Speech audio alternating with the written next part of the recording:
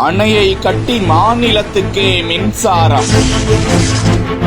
உலகையே மிரள வைத்த கேரள நண்பர்கள்.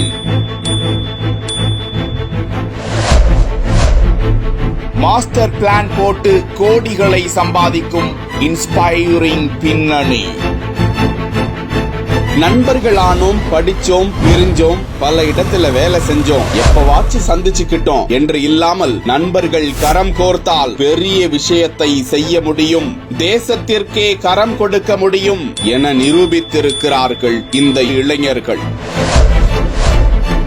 அருவியை கருவியாக மாற்றி ஒரு மாநில அரசாங்கத்திற்கே மின்சாரம் தயாரித்து வழங்கிக் கொண்டிருக்கிறார்கள். ஆக்க சக்தியாகவும் ஊக்க சக்தியாகவும் மாறி இருக்கும் இந்த இளைஞர்கள் யார்? வாருங்கள் பார்க்கலாம். கேரள மாநிலம் முக்குடம் மின் நிலையத்தின் பொறுப்பை ஏற்று நடத்தி வரும் ராகேஷ் ராய் என்ற இளைஞர் இது குறித்து தகவலை பகிர்ந்திருக்கிறார். அந்த இளைஞர்கள் 7 பேரும் ஒன்றாக படித்தார்களாம். பல இடங்களிலும் வேலை கிடைக்க பெற்று பிரிந்தும் விட்டார்களாம். ஆனாலும் அவர்களது நட்பு தொடர்ந்து இருக்கிறது. சாதனை கனவு என்பது நீடித்து வந்திருக்கிறது. அவர்கள் அனைவரும் பொறியியல் மாணவர்கள். அந்த மாணவர்களுக்கு ஏதுவான திட்டம் ஒன்றை கேரள அரசு அறிவித்தது. சுற்றுச்சூழல் சீர்கெட்டுவிடும் என்பதை காரணத்தில் கொண்டு கேரள மாநிலம் அணுமின் நிலையத்திற்கும் நிலக்கரியை எரித்து மின்சாரம் உற்பத்தி செய்வதற்கும் அந்த மாநிலத்தில் ஆலைகளை அமைக்காமல் காற்றாலைகள் மற்றும் இயற்கை வழியாக மின்சார தயாரித்து அம்மாநிலத்தை கடவுளின் தேசமாக, ஒரு குளிர்ந்த பிரதேசமாக, மரங்களும் மலைகளும் சூழ்ந்த பகுதியாக காக்கப்பட்டு வருகிறது என்பதை யாரும் மறுக்க முடியாது.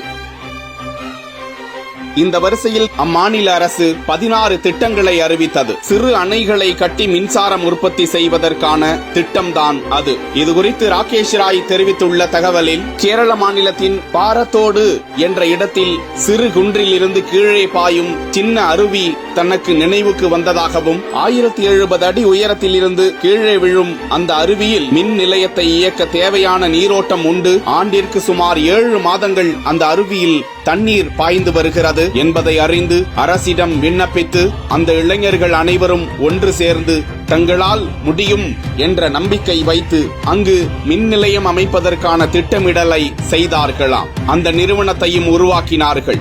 3 முதல் 4 மெகாவாட் மின்சாரம் தயாரிக்க முடிவு செய்து அதற்கு அரசு அனுமதி கிடைக்க 2 ஆண்டுகள் அலைந்து திரிந்தார்களாம். அந்த அருவி ஒரே ஒரு இடத்தில் கொட்டாமல் பல கிளைகளாக கொட்டிக் கொண்டிருந்த நிலையில் அவற்றை ஒன்றிணைத்து ஒரே இடத்தில் பாய செய்வதில் கவனம் செலுத்தினார்களாம். சுமார் 30 கோடி நிதி தேவைப்பட்டிருக்கிறது. தங்களால் 10 கோடி ரூபாய் மட்டுமே திரட்ட முடிந்ததாம். அப்போது தாங்கள் புதியவர்கள், முன் அனுபவம் இல்லாதவர்கள் என்பதால் தங்களுக்கு கடன் கொடுக்கவும் வங்கிகள் தயங்கினவாம். அதனால் மத்திய அரசின் புதுப்பிக்கத்தக்க எரிசக்தி மேம்பாட்டு நிறுவனத்தை அணுகி கடன் பெற்று மின் நிலையத்தை அமைத்தார்களாம். முல்லை பெரியாறு அணை தண்ணீரை குழாய் வழியாக கீழே கொண்டு வந்து டர்பைன்கள் உதவியால் எப்படி மின்சாரம் தயாரிக்கப்படுகிறதோ அதே போன்று அந்த குழுவினர் சிறிய அளவில் மின்சாரம் தயாரிக்க 2023ஆம் ஆண்டு அக்டோபரில் பாரத்தோடு பகுதியில் தங்களது கனவை நினைவாக்கினார்கள். டர்பைன்களை போபாலில் உள்ள நிறுவனத்திடம் பெற்றார்கள். தற்போது அந்த இடத்தில் மின்சாரம் தயாராகி வருகிறது. ஒரு யூனிட் மின்சாரத்தை 4 ரூபாய் கொடுத்து கேரள மின் வாரியம் பெற்றுக் கொள்கிறது. 1 கோடியே 10 லட்சம் யூனிட் மின்சாரத்தை ஆண்டு ஒன்றுக்கு தயாரித்து கேரள மாநிலத்திற்கு அந்த இளைஞர்கள் வழங்கி வருகிறார்கள். ஆண்டு ஒன்றுக்கு 5 கோடி ரூபாய் இதனால் தங்களுக்கு வருமானம் கிடைக்கிறது என்றும் ராகேஷ் ராய் தகவலை பகிர்ந்திருக்கிறார்.